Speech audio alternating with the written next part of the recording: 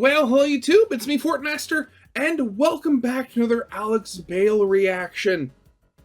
Oh god, been waiting for this, because the last one... oh god, what was the last one? It was a really weird one. I'm having a complete brain fart here. Give me a second. Oh god, right, it was the Cocoa Puffs theory, right. Oh god, they were, humans were taking over the bird world using chocolate cereal.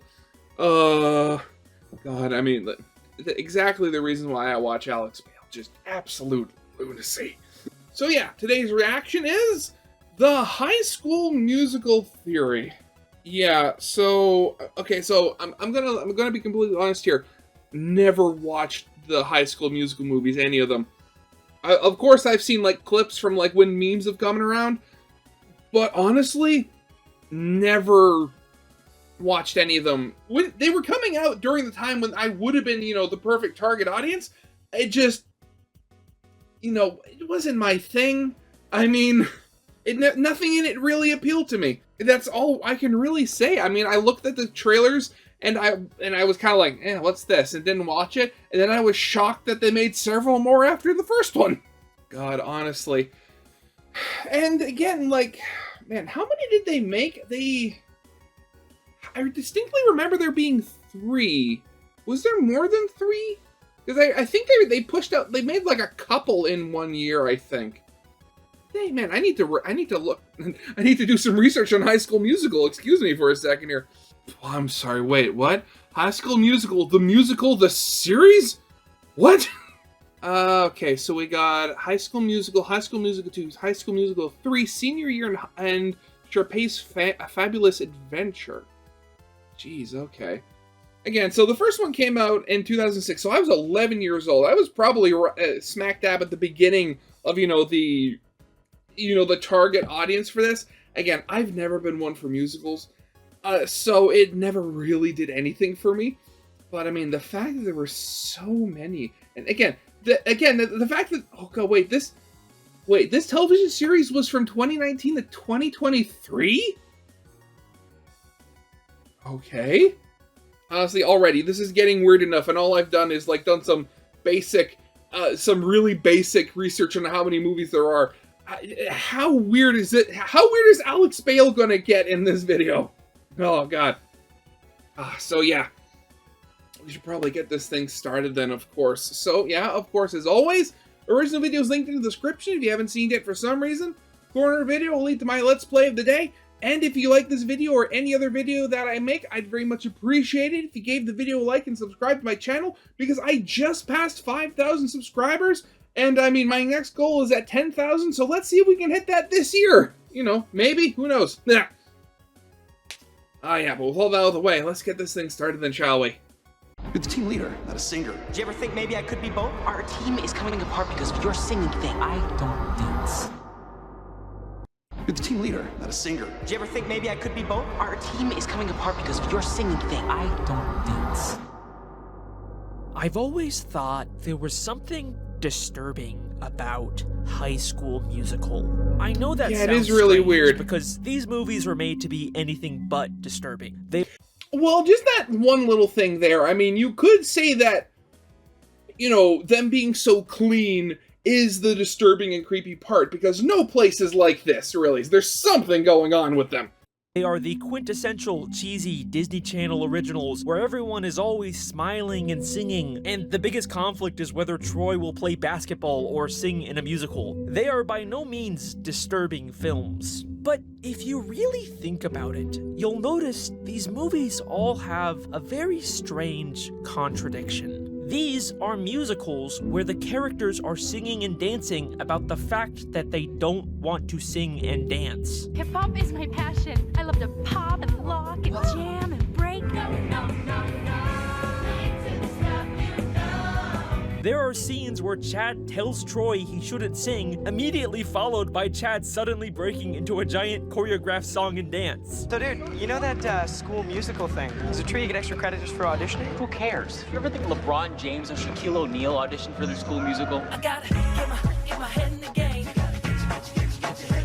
There's even a song called I Don't Dance that Chad sings while he's dancing. It's a really weird contradiction that's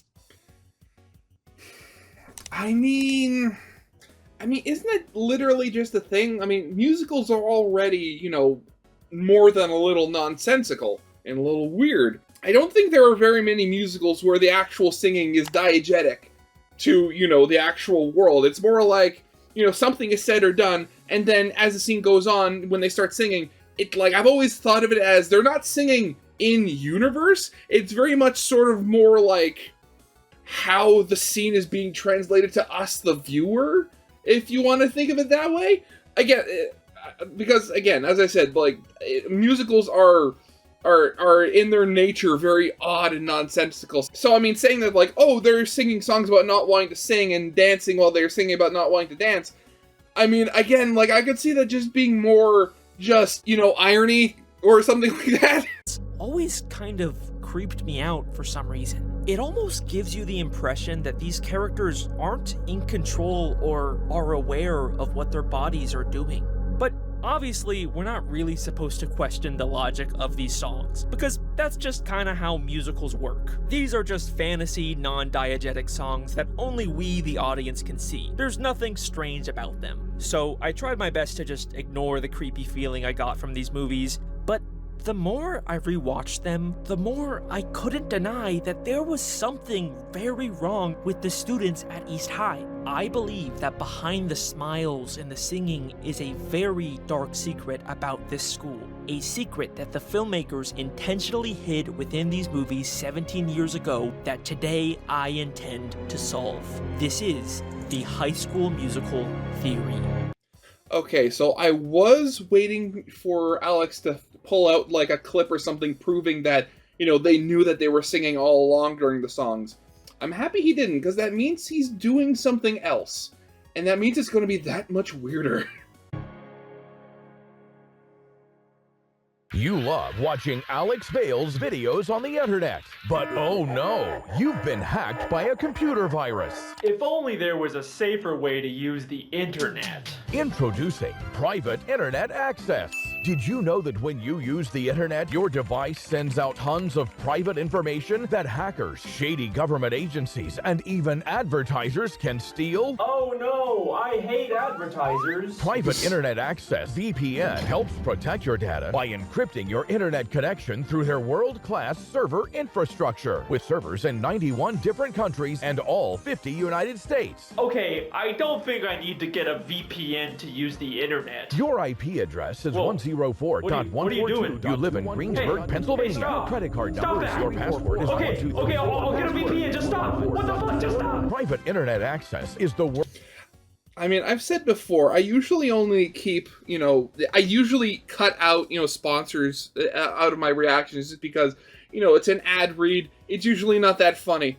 Stuff like this, Alex Bale and a couple of other people that I've watched, I make sure to keep their ads in just because of how, see, he puts the effort in. It's not just a normal ad read. He makes it fun to watch. World's most transparent VPN provider with over 30 million downloads and strict no logs policy. They never record or store user data. And I can use private internet access on an unlimited amount of devices all at the same time with just one subscription? Who are you people? And that's not all. You can even use Private Internet Access VPN to access geo-restricted content on streaming services. I love when Sheldon says, "Bazinga!" Signing up to Private Internet Access is risk-free. There's a 30-day money-back guarantee, and they even have 24/7 customer support. Wow.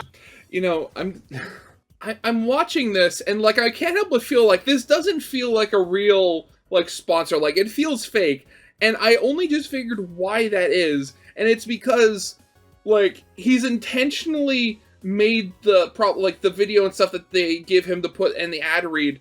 Like he's made it look worse by putting like the little wavy like signal wobble to it, and like and just the fact that he's intentionally made it look even cheaper is just beautiful. Wow, this all sounds really great. Thank you so much. This is amazing. The world ended in 2012, and we've all been experiencing a mass hallucination ever since. What? By going to piavpn.com/Alex Bale, you can get an 83% discount on private internet access. That's right, it only costs $2.03 a month. What was that you said about the world ending in 2012? And that's not all. You'll even get 4 extra months completely free. But this incredible offer won't last. So use the link in the description or scan the QR code now. Offer only valid for new customers with qualifying auto-renewing subscription purchases. See privateinternetaccess.com/Alex Bale for details. Here's an Like how they keep showing Big Bang Theory clips. Mariana Trench. Private internet access is the best VPN.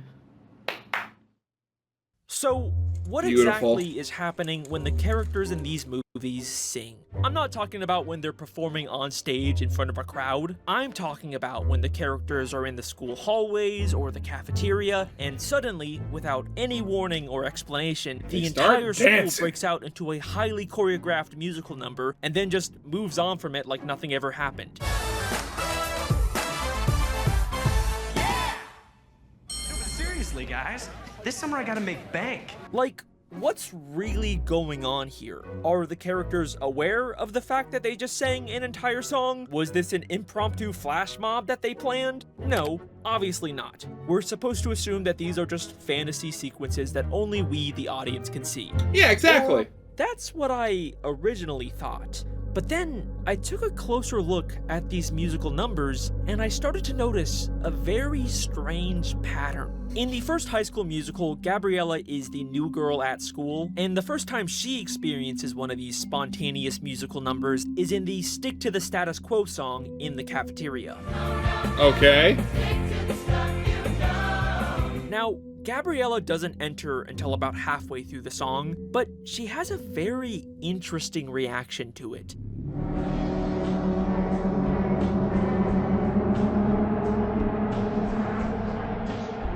Unlike everyone else, Gabriella doesn't join in. Instead, she seems very confused and disoriented by what's going on. She's honestly reacting like how you or I would if we suddenly saw our entire school singing and dancing without any explanation. Okay, but maybe she's just nervous about people staring at her or something. This doesn't necessarily mean she's actually aware of this fantasy song. I mean, again, I could see it as this being, like, again, it's one of those things that's kind of being put through the lens of a musical for our enjoyment, you know, and for her, she's just experiencing, you know, a very crowded high school, you know, cafeteria. And from what I've seen, because I've seen, like, some things about the school they filmed this in and a couple of other, like, high schools in states, but they are gigantic. Like, honestly, some of these places are huge. Like, it honestly boggles the mind. Like, my high school, if you want to know, I went to Father John Redmond here in Toronto, and that, because of, like, the way the school, it's built on green space, so they can't expand it. How big the school is now is how big it's ever going to be, basically. And I think if I remember correctly, the school topped out at like 1,000 students, maybe just a little bit over that. And for me, that was a big step because my elementary school I went to, again, like all the kindergarten all the way up to grade 8 was just around 200 students. And like I've seen some of these high schools where like they have like tens of thousands. Like it's honestly insane. But this isn't the only time where something like this happens. In High School Musical 2, when Troy starts dancing in Work This Out, look at everyone's initial reaction. Yeah, everyone's got a little weird. Like, whoa, why the hell are you dancing, Troy? At first, they are confused by the nature of these spontaneous songs before they all magically join in too. I mean, again, just, you know, being devil's advocate here, I could also potentially see it just as them being like, maybe they do know that it's singing and they're just kind of like, oh, okay, we're doing this now? Okay, give me a second, I gotta get into the mental space for, you know, musical. And if you still don't think that this is weird, then let me show you one final example that can't be explained away so easily. An example that legitimately creeps me out every time I see it. High School Musical 3 once again has another big cafeteria musical number with Sharpay and Ryan. Imagine having everything we ever dreamed. Don't you want it? Maybe. Can't you see it? Kinda. And there's initially nothing strange about it, until when the background students suddenly join in on the song without any explanation. Look closely at Ryan's reaction. No, he's genuinely confused. Oh no! It's very easy to miss with Sharpay in front of him, but Ryan is clearly extremely confused by the other students suddenly dancing around him. Also, okay, just going back, I gotta say this, and maybe just because, you know, the preppy, super preppy colors and the pastel purple and stuff like that, I didn't notice it, but initially, like, what is with this black square texture that's on his sweater vest? Why does he have a creeper face on his sweater vest? That's like, I'm not the only one that sees that, right? Unlike the other examples, there is no other possible explanation here. In this moment, Ryan is 100% aware of the fact that he is experiencing an unexplainable, spontaneous musical scene, and he looks deeply disturbed by this. This is a very intentional choice by the filmmakers. They are directly telling us that we should be questioning the logic of these musical scenes, which has some pretty disturbing implications about this world. Now, eventually Ryan does get pulled into the song like everyone else, but look at what happens after the song ends and we come back to reality. It's ours, Ryan. Not only are they both still posing and out of breath, like they did actually sing that entire song, it wasn't just something that they imagined, but also, look at Ryan's face. He is genuinely confused. He is once again very confused about what just happened before moving on like everything's normal. We are consistently being shown that these big spontaneous musical numbers are actually happening, but it isn't something that the characters are choosing to do. It's like something is taking over their bodies and forcing them to sing and dance, but they only get these rare little moments of awareness and utter terror about what's going on before they're forced to forget about it and move on like nothing ever happened. That's why these movies feel so disturbing to me, and this only gets stranger when we take a look at what happens when characters leave East High. Sharpay has always been in the spotlight. Oh, right, yeah. Her dream, she'll take on her toughest role yet. Sharpay's Fabulous Adventure is a spin-off after High School Musical 3 that follows Sharpay moving to New York to pursue her dreams of becoming a Broadway star. But what's strange about this movie is that it's not a musical. I mean, Sharpay does perform some diegetic songs on stage for an audience, but unlike all the other movies in this franchise, this movie has no spontaneous fantasy songs, which is really weird because Sharpay is like the most iconic musical character in this franchise. It almost feels like whatever causes people to spontaneously sing in this universe only exists in East High, or at least in the surrounding area. SNL did this parody sketch with Zac Efron that feels more accurate every time I watch these movies. High School Musical 4, new senior class! I'm here to talk about what happens after you leave East High. Oh, God. Okay, so I'm gonna try to, tell the future here. But Alex, are you legitimately going to suggest that the reason why people are singing and dancing in High School Musical is because there's literally something in high school's water supply? Jeez, it's gotta be the fracking. Here's the deal. No one sings at college. What? People just stared at me. And from what I can tell, this is America's only singing high school. Only singing high in school. The first High School Musical, Gabriella seemed kind of aware and confused by the spontaneous songs at first? Until she was absorbed by it. For her. She never joined in on Stick to the Status Quo. You probably never realized this, but Gabriella never actually gets a non-diegetic song until 2/3 of the way through the first movie, despite her being one of the two main characters of this musical. What if this is because she's the new girl at school, and whatever's making people sing hasn't fully affected her yet? Oh God, now, there's something in the water supply. Where characters still spontaneously sing outside of the school, like like in High School Musical 2 when they're in a country club for the summer, but that's still nearby the school in Albuquerque, and they haven't really been there for very long. The main exception to this is at the end of High School Musical 3 when Gabriella briefly goes to Stanford as a part of early enrollment, and she still has a non-diegetic song. Take my hand, take the lead. And they make a really big point about how far away Stanford is from East High. Promise tonight in Albuquerque. It's 1,000 miles away. So it seems like this would disprove the idea that the songs can only happen near the school, but... I mean, then again, but it seems like they're the only two singing, so there's definitely something going on there. Then I took a closer look at this scene. So Gabriella went to Stanford as a part of an early enrollment and had to miss out on prom at East High, but then Troy decides to also skip prom and instead dance with Gabriella at Stanford. And this is when we get their non-diegetic song. Cause my heart is wherever you are.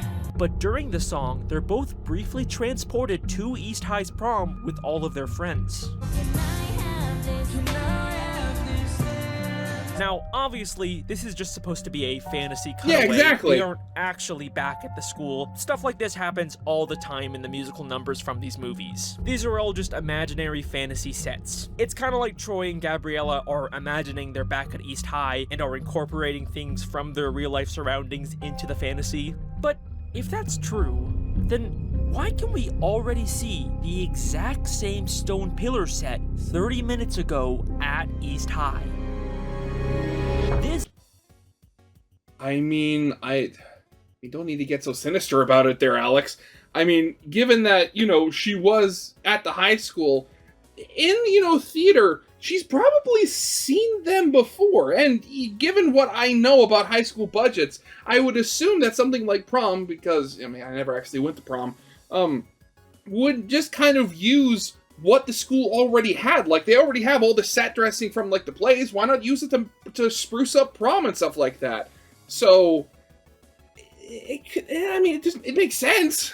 This was not part of some fantasy scene. They clearly actually built this set at East High. And this was before Gabriella even decided to go to Stanford early. But then why can we see the fantasy pillars backstage? Because in the Stanford song, the East High prom part isn't the fantasy. Stanford is. Gabriella never actually left East High.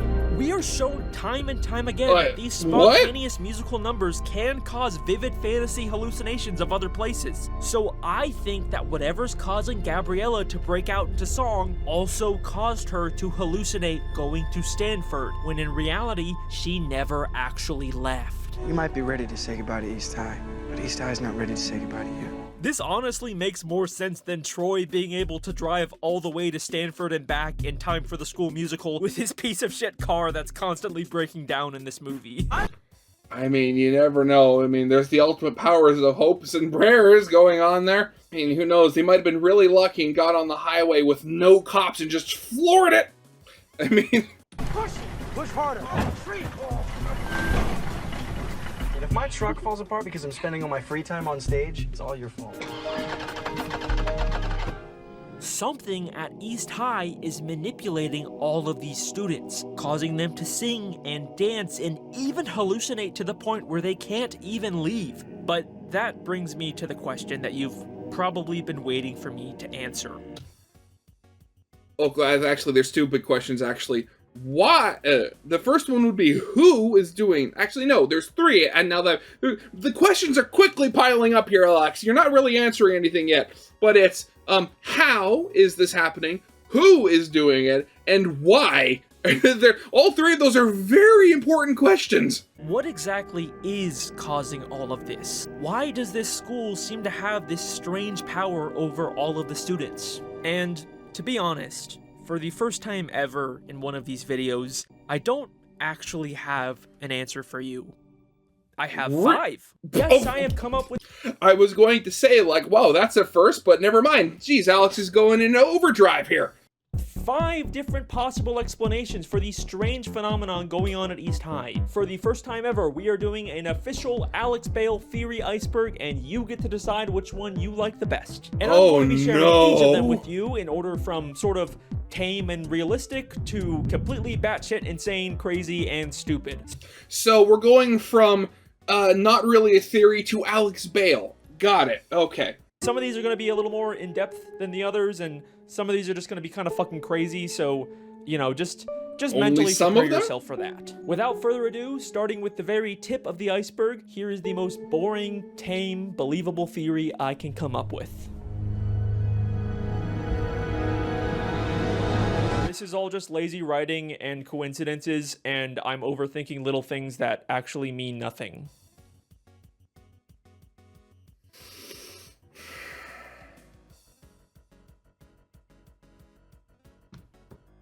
You know, Alex, I realize, you know, 5 is a nice, not round number, but it's a nice number. You look at it, it looks like a good number. I mean, again, I just celebrated my 5,000 subscriber milestone, so I can kind of understand the mindset, but you could have gone with 4. You didn't need number 1 to be the literal cop-out theory. This one's probably the correct answer. I mean, this is probably the correct answer to all of my theories, but you know, that's no fun, and you're not watching a YouTube fan theory for the, you know, the boring realistic answer. So no. You know, let's just move on from this one. I'm not actually counting this as one of the 5. Wait, so there's going to be another? Oh no. Okay. Mass hysteria. I've had this theory planned for a while, but fucking Danny Gonzalez kind of jokingly beat me to it first. So, I don't know. Go check out his... Oh god, Danny Gonzalez. I haven't watched him in years. Oh god, that might be an idea. Okay, if you want me to... Hey, here's an idea. If any of you want me to watch something from Danny Gonzalez, leave it in the comments. I definitely want it. I want to see if there's any, you know, traction for it. This video, it's very funny.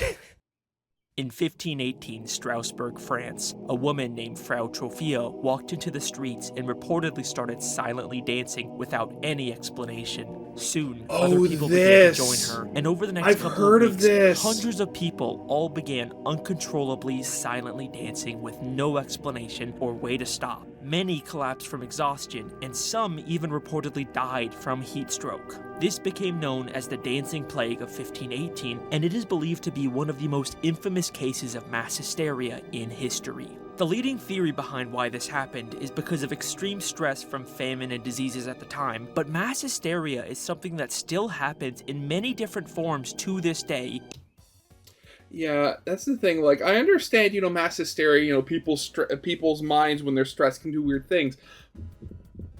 But, like, I'd very much want to figure out, like, what kind of, or what potential, like, weird crossed wires in somebody's heads would lead not only them, but, like hundreds of other people to all start dancing due to stress. Like, that is...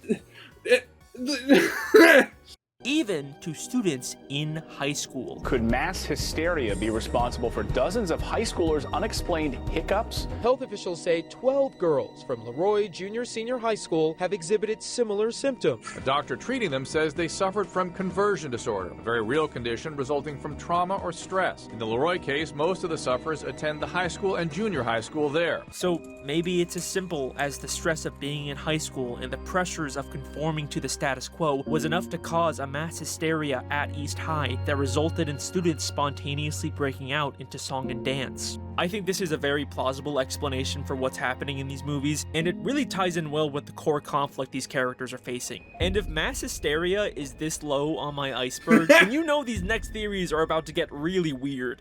Oh god, oh no. Creme brulee. Okay, hear me out. I think Zeke is up to something. Zeke is one of the basketball side characters, and his whole thing is that he secretly loves to bake, but no one at school accepts that about him, at least until the end of the first movie. I bake. What? I love to bake. Strudel, scones, even apple pan dowdy. There's not a ton to his character. He's just kind of the funny food guy. He's always giving people stuff he baked. I baked these fresh today. You know, I do love how that's just like, oh, we're accepting people for, like, if they want to sing or dance, but cooking? Yes, the cooking is weird. I baked you some cookies. Hey, ladies, you guys want a cupcake? But the one strange thing that I noticed about Zeke is his relationship with Sharpay. So Zeke has a crush on Sharpay and he tries to ask her out. Hey, Sharpay. Well, I just thought maybe you could watch me play ball sometime or something. And she fucking hates him. I'd rather stick pins in my eyes. Evaporate, tall person. But then he bakes her some cookies. Evaporate, tall person.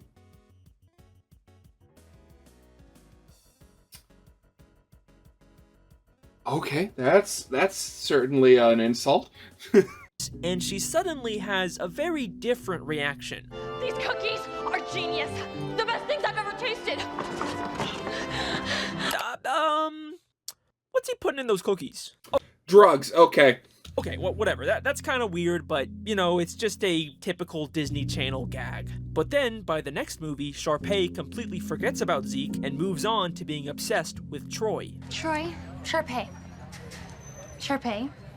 Troy. But then Zeke gets a job as a chef, and he's really excited to be working near Sharpay. Chef Michael's gonna teach me the art of Austrian flake pastry. And Sharpay's gonna be where I work every day. I think we can assume he's probably giving her food again. And then, at the end of High School Musical 2, she's kind of all over him again. There's potentially a pattern here. Then, in High School Musical 3, there's a deleted scene where Zeke is gonna ask her to prom, and once again, he's planning on bringing her more cookies, but then Jason takes them away, and all of a sudden, he seems kinda nervous. Yeah, she's gonna listen to me, and listen good. You got this. Now give me the cookies. You don't need these. Go on, get in there. No, you're empowered. You got these. No. Zeke seems to really believe that the cookies are necessary to get Sharpay to go to prom with him. And it turns out he doesn't need them, but the very first thing Sharpay says is... Hey, Sharpay. Zeke! Cookies? Huh. Interesting. Also, later, he finds out Jason ate the cookies meant for Sharpay, and he is very concerned. Where's my cookies? You ate all the cookies? Those were meant for Sharpay, not you. Those were apparently only for Sharpay, and now he's concerned about Jason, who later, during graduation, jumps on him in a very similar way to Sharpay.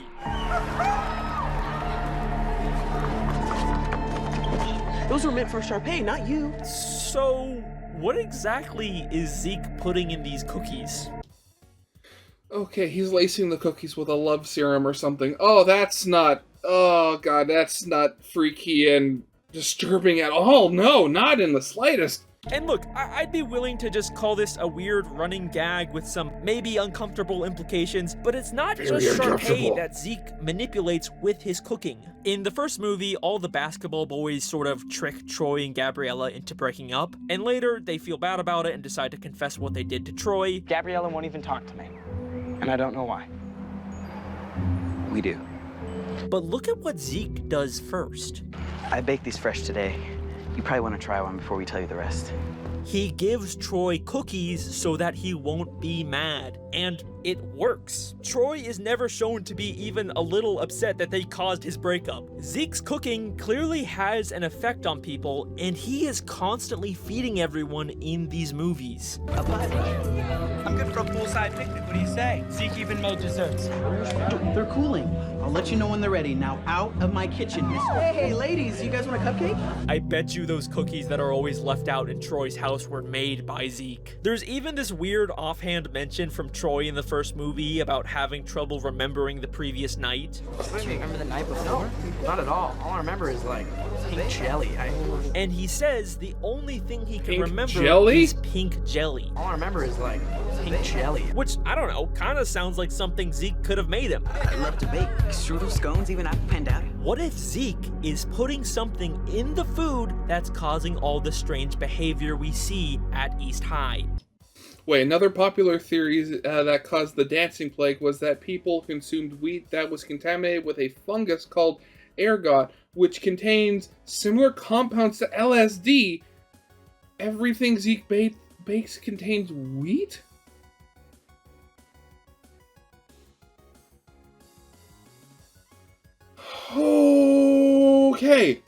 Okay.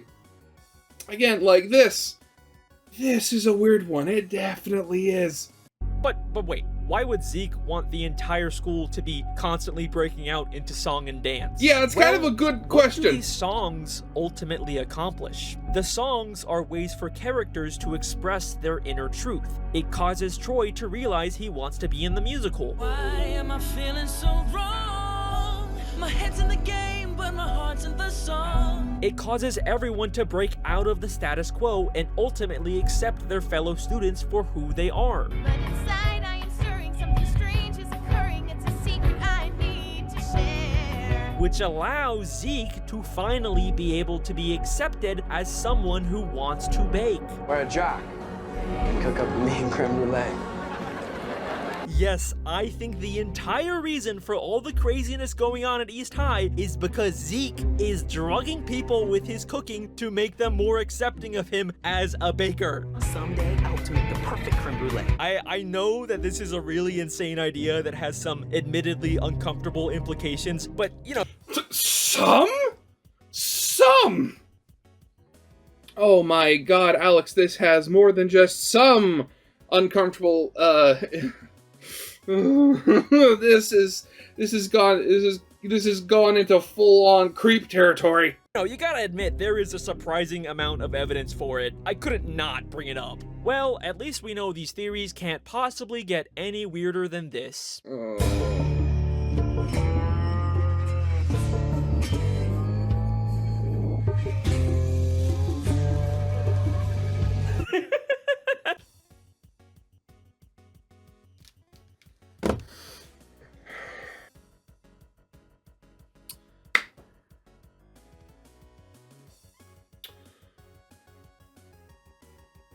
Sorry, what? Yeah, so, I'm sorry, my brain is not computing here. I'm having a real hard time trying to figure out how High School Musical Breaking Bad theory works.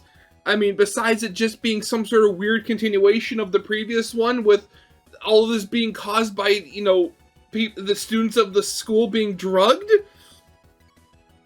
Actually, wait, Alex, are literally all of these theories going to involve the students being drugged?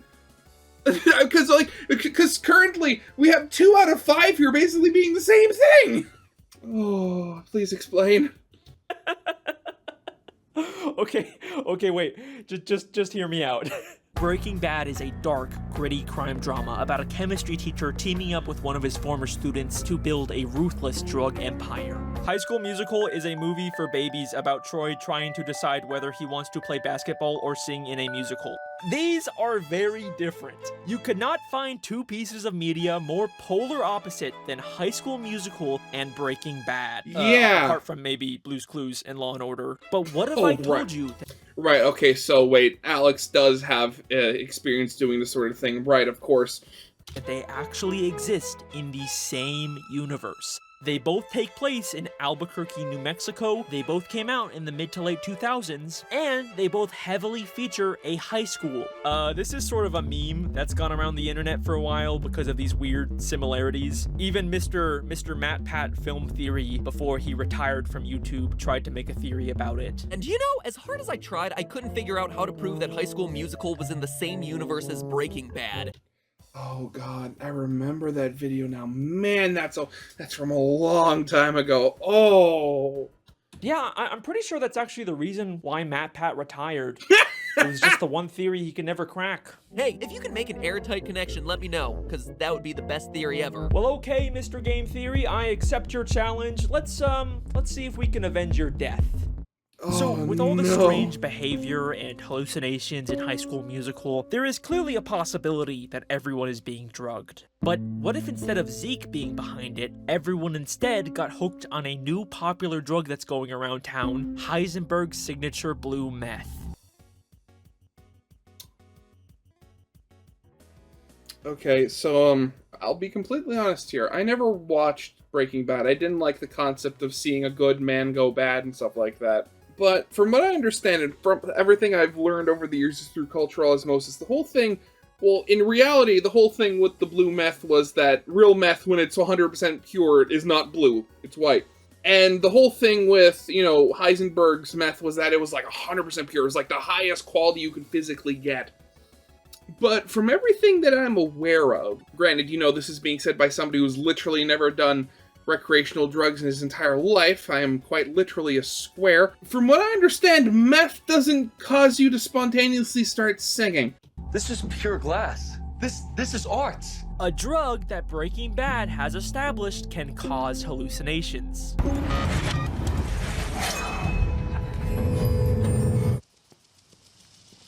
And here's something I bet you never realized. Breaking Bad is also technically a musical. I'm sorry, what? One of the episodes opens with a random band recapping the show's plot in the desert, and it's never acknowledged again. So yes, technically, we can also call Breaking Bad a musical. Gabriella is also referred to as a freaky genius. I don't want to be the school's freaky genius girl again. And is shown doing lots of chemistry with blue liquids, and is even shown teaching chemistry using blue rocks. Okay, but these are just, you know, cute little connections. None of this really definitively connects these two worlds. Okay, the whole thing of Breaking Bad being a musical, I mean, I don't think a one-off joke makes something a musical. Like, I remember there was one episode of, like, House where they had a song and stuff like that. That doesn't make House a musical. Let me think. Actually, let me look it up now that I'm curious. What actually do you have to do to have something classified as a musical?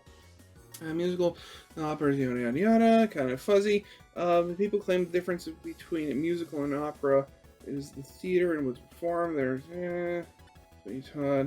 technically, there's no requirements on how many songs make up a musical, but there's a difference between a story being told through song and a story containing songs. If there's only one song, unless the song is super long, it contains a lot of story movement, basically, you know, sung prom, epic, or whatever. It's incredibly unlikely for the show to be a musical.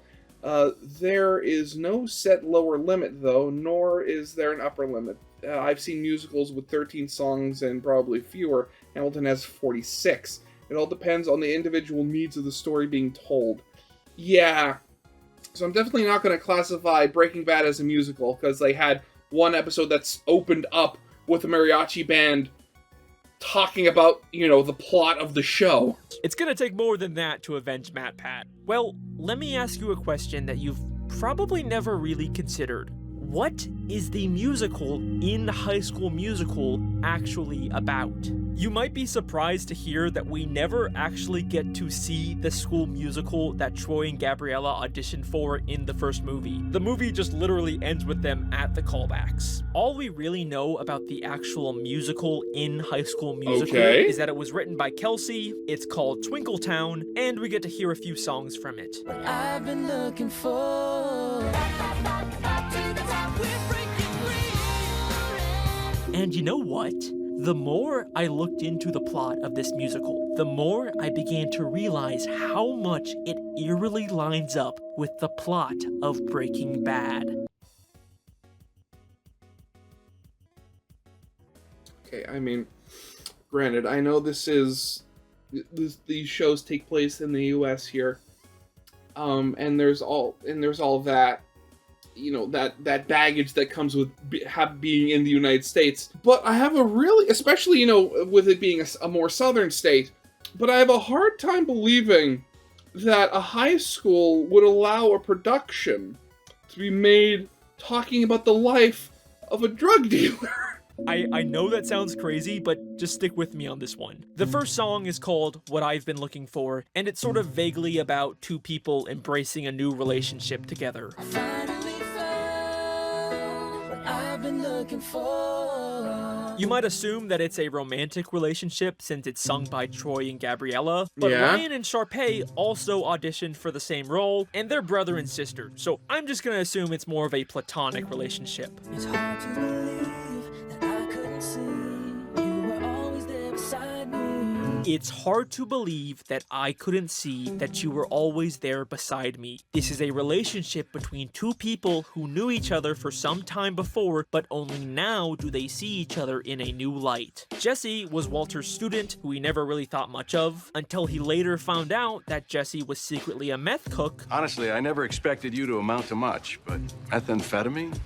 I didn't picture that. So they decided to partner up. I've never had someone who knows me like you do, the way you do. I've never had someone that knows me like you do. Jesse is the only person in Walter's life who knows about his secret criminal activities. So lonely before I finally found what I've been looking for. I finally found what I've been looking for. Walter was living a sad, unfulfilling life before he partnered with Jesse. I am an extremely overqualified high school chemistry teacher. I have watched all of my colleagues and friends surpass me in every way imaginable, and within 18 months, I will be dead. Okay, well, I mean, granted, you know, that is true, but at the same time, though, I've seen enough thing talking about, you know, him, where it's kind of pointed out that a lot of the stuff that went wrong with him, apart from, you know, the cancer, was kind of his fault.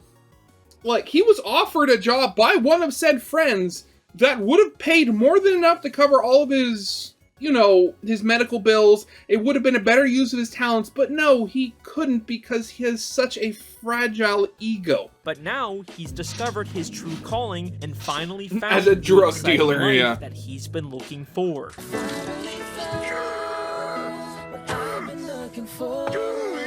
The other song that Troy and Gabriella sing is called Breaking Free. We're breaking free.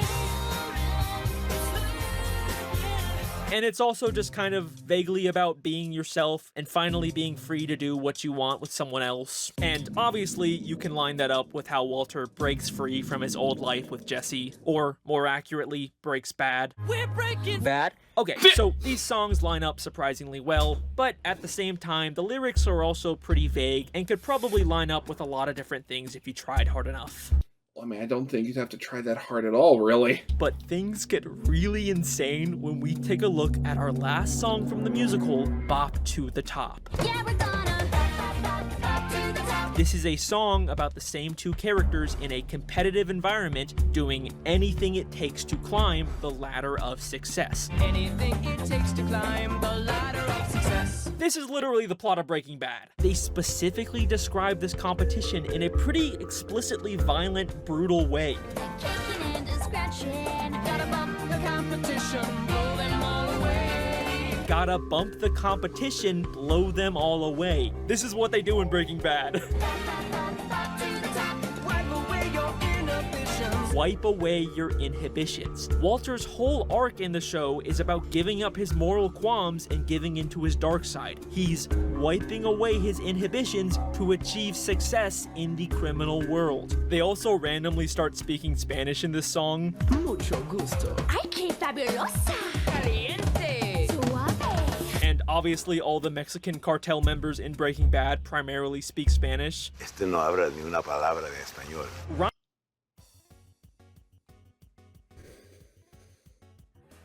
I honestly don't know what to think, honestly, right now. Because, I mean, again, Alex Bale, from everything I've seen, is very good at taking all these weird and desperate elements and actually weaving them together, you know, to actually make them make some lick of sense. But at the same time, I have to wonder, like, how messed up, and maybe that's just, maybe the school administration is on drugs and that's why they're allowed to do it, but, like, again, what kind of school administration would be so messed up to allow a musical about the story and life of a drug dealer and how he started making drugs in the first place? Like, again, Alex is making sense here, but the sense he's making is coming up in stark opposition of just, you know, pure normal logic.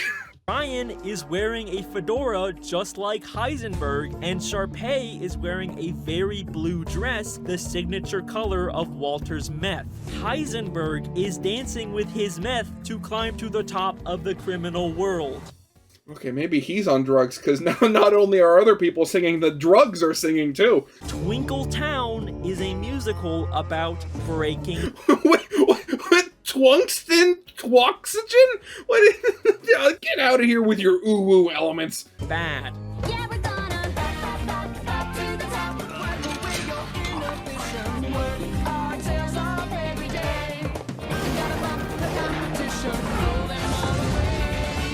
What does this mean in terms of how these universes are actually connected? Maybe Kelsey heard about the legend of Heisenberg, much like that narco corrido band in Breaking Bad, and she decided to secretly write her school musical about it. I mean, if everyone at East High is hooked on Walter's product, then clearly it's a big deal at this school, and it would get more people to watch the school musical. Come to the musical, free meth! Okay, well there you go, Mr. Matt Pat. There's my attempt at connecting these two pieces of media. I guess this means I get to be the new host of Game Theory? That's how that works? Yeah? Anyways, thanks so much for watching. Sorry, this has been a host for a while. Theories. Make sure to like and subscribe, and tell me which one you think is the best. Wait. What do you mean there's 2 more theories? No. You can't possibly get crazier than a Breaking Bad High School Musical theory. That's clearly the limit. You can't get any more insane than that.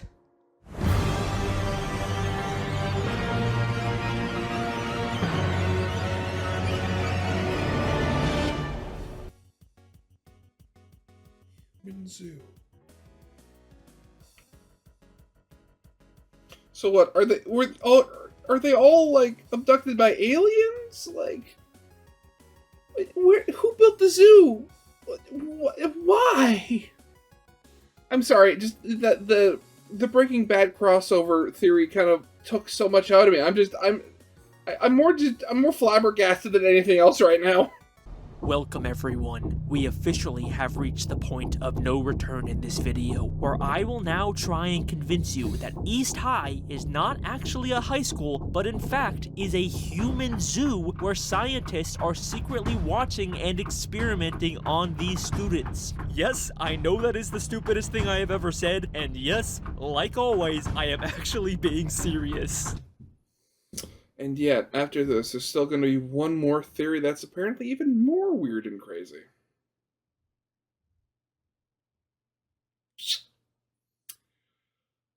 Okay. Okay, so where do we even start with this? Yeah, that's kind of the high big school musical, question. Sharpay and Ryan are in the school library, and they're researching the new student at their school, Gabriela Montez. There's something freaky about her. Where did she say she was from?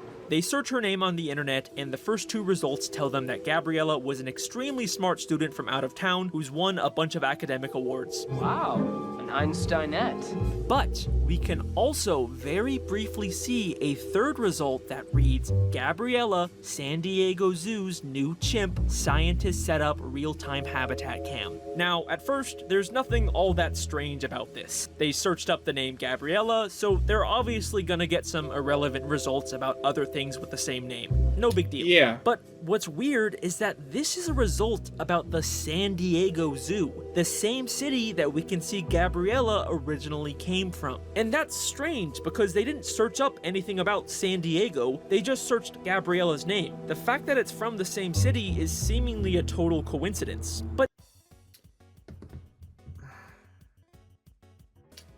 give me a second here. You know,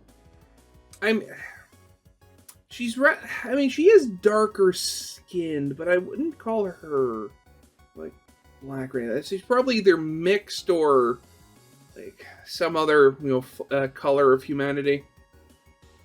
I was gonna say, like, Alex, like, including that monkey comment right there, it's like, you're getting really close to some... But then there's also the fact that it's about a new chimp at the zoo at the exact same time that Gabriela is a new student at East High. Okay, that's 2 strange coincidences, but whatever. Gabriela's obviously not a chimpanzee, and this school is obviously not a zoo. I mean, this is too stupid of an idea to even think about. But then I did think about it, and I kept noticing more of these weird coincidences. At the start of the first movie, listen to what Taylor says when she first sees the basketball guys. Behold the zoo animals heralding the new year. Behold the zoo animals? What is going on? This is such a stupid idea, but it keeps coming back. And then I realized the students at this school are constantly being compared to animals. Hey, what team? Sharpay is kind of cute too. So is a mountain lion. I smell a rat named Darvis. Actually, I think it's 2 rats. You know what I'm gonna do to those 2 overmoose show dogs? Nothing. What's up, Doug? Ducky, how's my dashing boy? It goes around your neck like a dog collar. And then the fish turns into a gorgeous prince. That girl's got more moves than an octopus in a wrestling match. I know everyone thinks that I'm Sharpay's poodle. The students even dress up like animals. Okay, but come on, this is still such a stupid idea. Like, even if the students are constantly compared to animals, obviously we know that they're not. I mean, I could definitely see this just being, you know, the fact that this is a Disney movie. So, I mean, one especially aimed at, you know, either potentially younger audiences. You're not going to let them use actual improper and rude language now, are you? So, as opposed to using a swear word, just refer to them as a literal animal. I mean, that obviously makes the most sense to me. They're clearly human, we can see that with our own eyes. Like, what are we even supposed to assume here? That they were animals that somehow turned into humans? No, that is so stupid. End of story, theory debunked. Alex, please tell me that this fourth theory isn't going to be a High School Musical Animorphs crossover. Please. I honestly don't know what I'd do if that were the case. What the fuck? What the fuck? When Taylor is trying to explain to Gabriella why she shouldn't date Troy, she literally shows a diagram of a monkey evolving into a human. From lowly Neanderthal and Cro-Magnon to early warriors, medieval knights, all leading up to Lunkhead Basketball Man.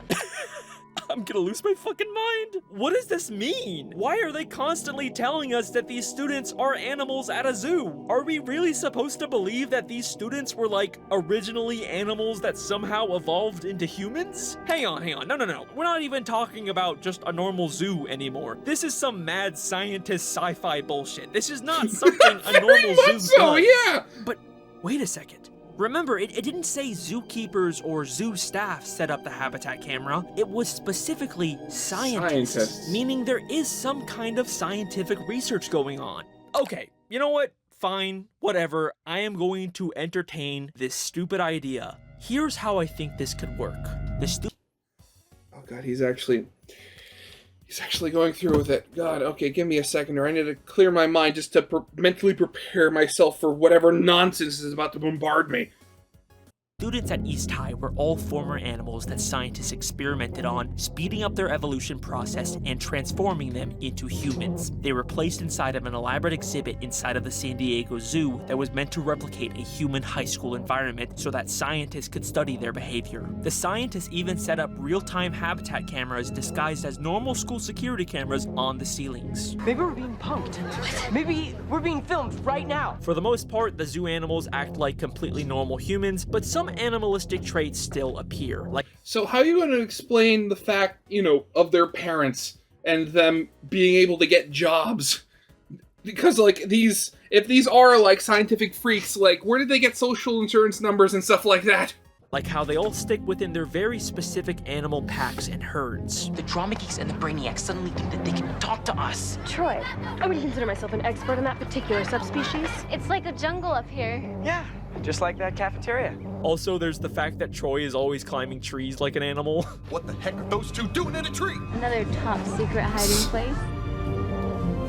And what is it with you and trees? I guess I see things more clearly from up here. But what exactly are the scientists trying to achieve with these experiments? Why turn animals into humans and put them inside of a fake school? Well, to answer that, I think we need to take a closer look at Taylor McKessie. If this theory is true, then Taylor seems like the one character who would be aware of it. Behold the zoo animals heralding the new year. From lowly Neanderthal and Cro-Magnon, Troy Bolton represents one side of evolution. I would consider myself an expert on that particular subspecies. But why?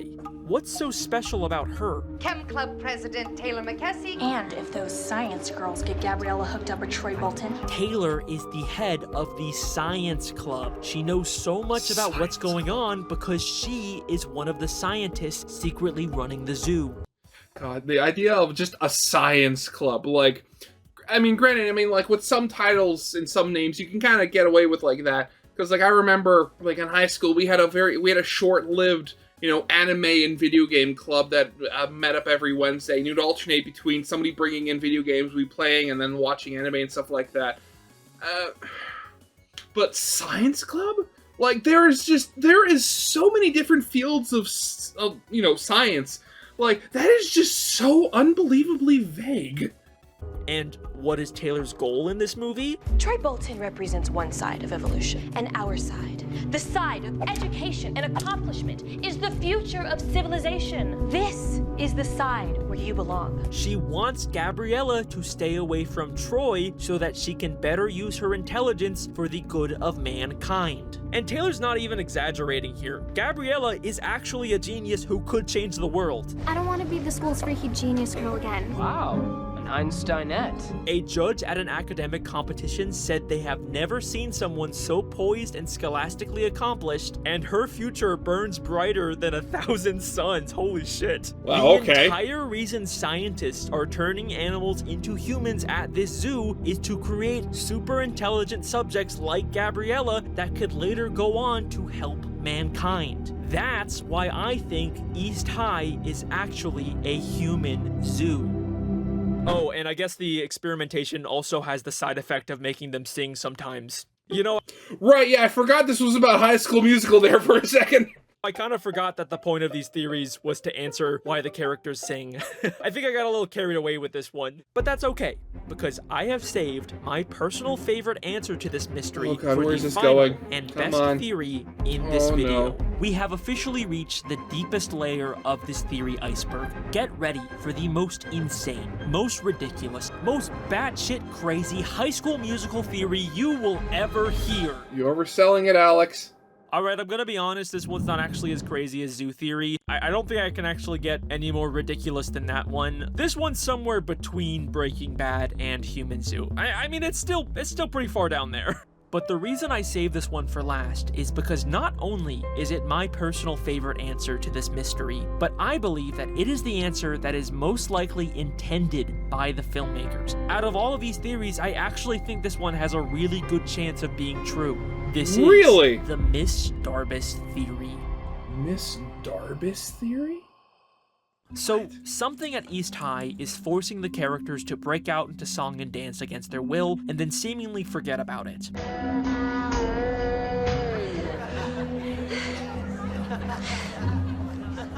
But what is actually the point of these fantasy musical numbers? They cause characters to express their inner truth. And now suddenly people are confessing. Inside I am stirring, something strange is occurring. It's a secret I need to share. Troy sings about his secret desire to be in the musical. Zeke admits he loves baking. Chad comes out of the closet. The singing forces them to confess their inner truth, and it ultimately helps them discover who they really are. And you know who's constantly talking about this exact same thing?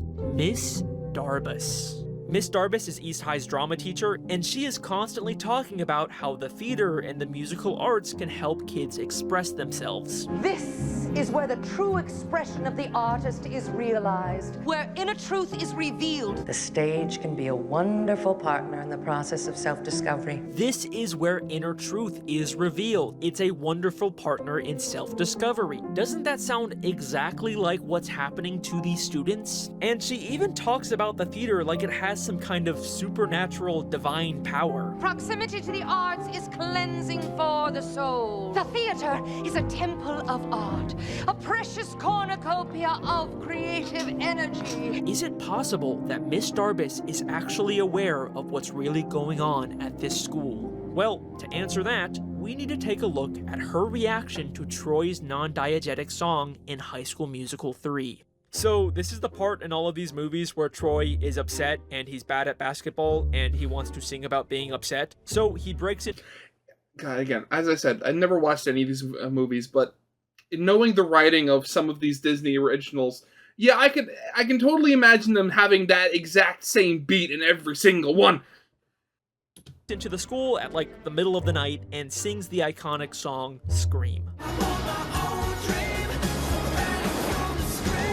This is clearly supposed to be a non-diegetic fantasy song where basketballs appear out of nowhere and the hallways literally turn upside down, and it ends with Troy back in the school's theater.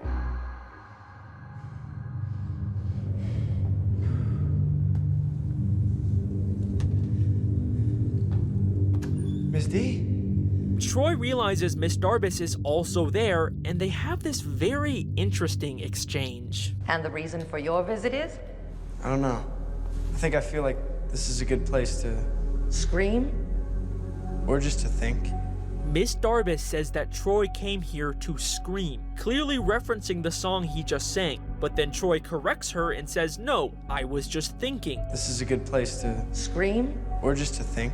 Troy believes that he was just thinking to himself because he's unaware of the fact that he just sang an entire non-diegetic song. But Miss Darbus is clearly very aware of what really happened.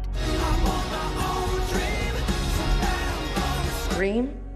And she's not confused by it like other characters. She is absolutely aware of what's happening to these students, but why? Who? Okay, so I'm trying to think of possibilities here. And since the last mini-theory, there was, very sci-fi, forcefully evolving animals or mutating them into humans and stuff like that. So, I mean, if we're doing another theory, maybe it's the opposite. Maybe in this one it's magic. Maybe she's like a god or a spirit of the arts or music. Maybe she's literally like one of the muses from like Greek, not philosophy, mythology. That's it. I mean, it could be a nice counterpoint to the weird sci-fi theory. You have one where one of the characters is literally just magic. Who is Miss Darbus really? Well, that's a tough question to answer, because we don't ever really get any of her backstory, except for maybe the occasional vague one-off line. Better to consider opportunities now than in 10 years when life may limit your choices. Better to consider opportunities before life limits your choices. Kinda sounds like she's maybe talking from personal experience. Did something happen in her life that limited her choices? Maybe she wanted to be a Broadway star, but then got stuck as a high school drama teacher. I don't know, I mean, like I said, it's hard to really understand Miss Darbus because we don't ever get to see what her life outside of East High is like. Trust me, I've rewatched all of her scenes many times, and I've never really found anything that was useful. But maybe that's because the answer isn't in those scenes. At 46 minutes and 8 seconds into the first High School Musical, for just a brief moment, we see a wall in the school that has been completely covered in writing. It says things you'd expect, like, "Go Wildcats," "Love the Wildcats," "Carol loves Tammy," all things you'd expect from the students at this school. But there is one thing on this wall that really stands out among the others. Something that legitimately gave me chills the first time I saw it. A drawing labeled Miss Darbus with X's over her eyes. Okay, so Miss Darbus is a ghost. She is the phantom of the musical, as it were. Now, I could understand a student writing something mean about a teacher they don't like, but this isn't just an insult. This is clearly a drawing of Miss Darbus dead. It feels like some kind of creepy school shooters drawing that really does not feel like it fits in with this very PG Disney Channel universe. Also, why is her head a slice of pizza? I honestly can't think of any reason why they would include this depiction of Miss Darbus dead. Wait a second.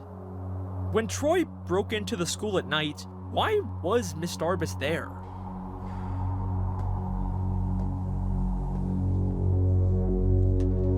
Yeah, she did seemingly just appear. She claims it was to get some schoolwork done, but like, why is she working on it in a very dark theater as opposed to, I don't know, her house? And look at how creepy she looks, just sitting there in the dark, alone in the dark, watching Troy. It's also weird that she just happened to be there on the one night Troy decided to break in. You know, come to think of it, it's not just that we never hear about Miss Darbus's life outside of the school, it's that we've never even seen her outside of the school grounds. Hang on, is Miss Darbus like a ghost?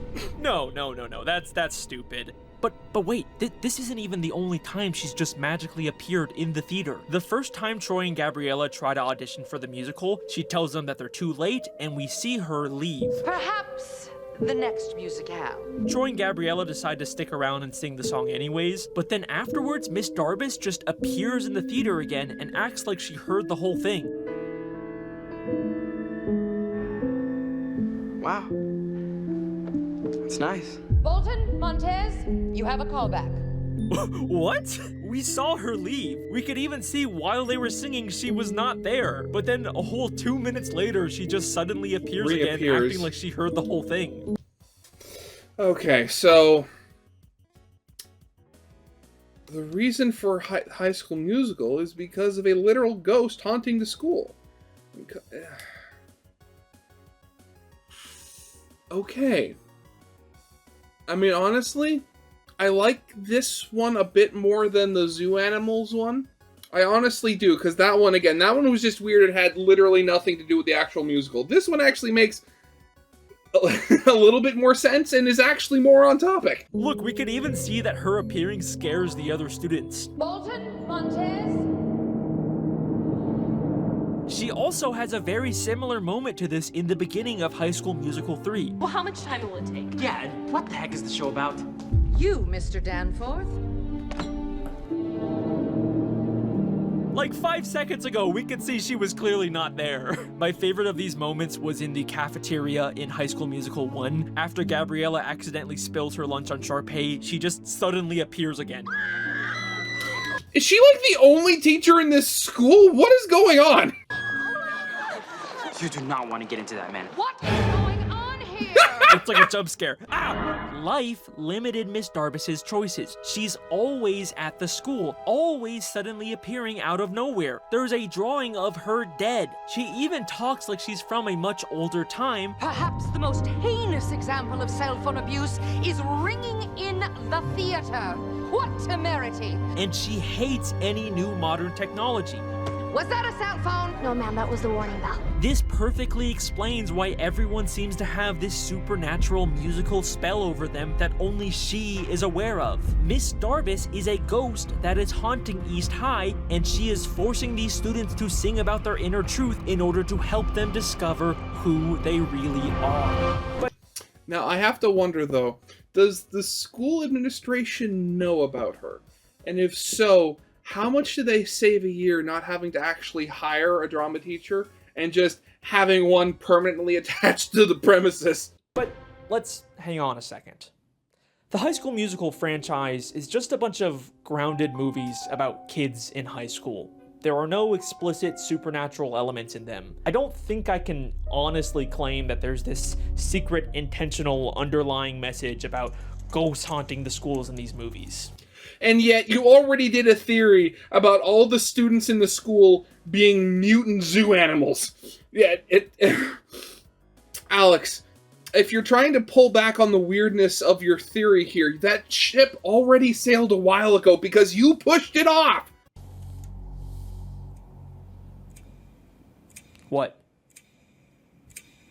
What, are you expecting me to just scream at you with some big, final surprise evidence? Stop wasting time. time. I am not that Come on. High School Musical Musical 3 was originally going to be a Halloween-themed movie called Haunted High School Musical and would have featured ghosts haunting East High. Yes, I am being 100% serious. This is real. This is actually what they were originally planning on doing with the final movie of the trilogy before they decided to scrap the idea. But we can still see hidden clues from this ghost subplot that I bet you they were planning on paying off in this movie, where it would have been revealed that Miss Darbus was actually a ghost all along and she was the cause of all the students breaking out into song. And that is my final High School Musical theory. Thank you very much.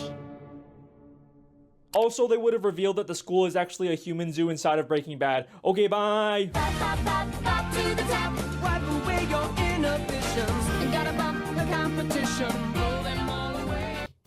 Oh god, honestly.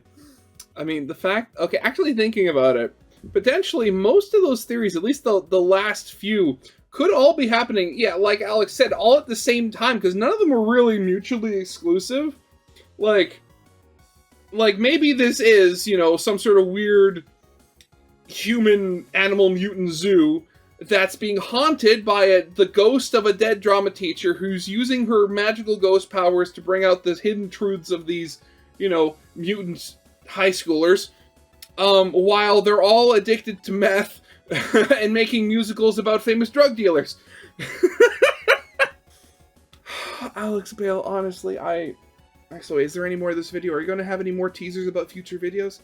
Cool. Well, there you go. That is every possible High School Musical theory I can come up with. Let me know which theory you think was your favorite, and thank you for watching. I got more of these stupid, overly dramatic theories on the way. I'm still planning on making an actual standalone Breaking Bad theory at some that's point. Good. This was just Okay. an appetizer. And thanks again to Private Internet Access for sponsoring this video. Thank you to the patrons who help support this channel. God, honestly, like, Alex Bale, this is why I watch Alex Bale. He is... God. You know there's the saying, making a mountain out of a molehill? Like, this isn't even making a mountain out of a molehill. This is like making an entire planet out of a grain of sand. His theories are just so absurd and insane, and I just love every second of it. God, I mean, if he's... And like, he already did this, like, where one of the theories was partially about, you know, Breaking Bad. I have to wonder, like, what would an actual Breaking Bad theory from Alex Bale be about? Because all of them... Because, like, unlike a lot of people, Alex Bale doesn't, like, spoil what the theory he's going to be doing in the title. He says, you know, X theory, and the X is whatever the media is. Honestly, it's just... All of this is just so insane, and I've said honestly way too much time here, sorry. But God, I love Alex Bale and his brand of theorizing insanity. Like, I've said before, I like watching other theorists, and like, of course I do, you know, game and film theory every week. I like occasionally watching the Theorizer, but then even Theorizer can go a little too insane sometimes for me. Alex Bale is, like, from everything I've watched, is, like, very much on the edge of like, the weirdness spectrum that I pretty much every time know that I'm going to consistently like. And I want to see more. I want to see more. And I know he uses these to, like, help fund other projects. I want to see what other stuff he can make as well. But yeah, that's definitely going to be it for now. So yeah, I hope you guys liked. If you did, leave a like, subscribe if you have not, and I'll see you guys next time.